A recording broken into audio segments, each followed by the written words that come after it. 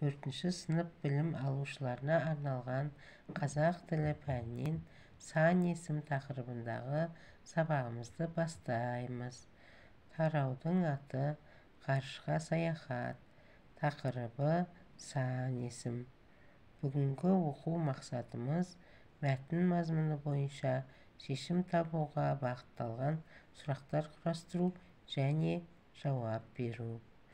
Дескрипторы. Мәтін мазмұны бойынша шешім табуға бағытталған сұрақтар құрастырып жауап береміз. Сан есімдерді таба аламыз. Мына бейнефильмді тамашалайық.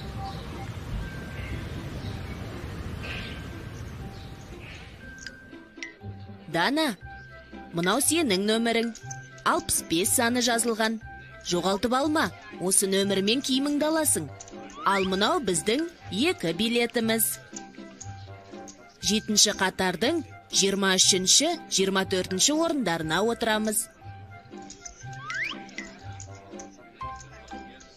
11-ге 15 минут қалыпты.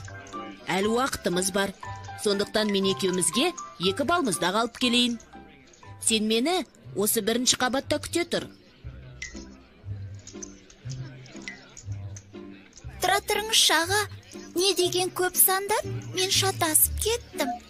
Иә, Дана, біз сандарды есеп шығаруда ғана емес, күнделікті өмірде де жиі қолданамыз. Қарашы, сағат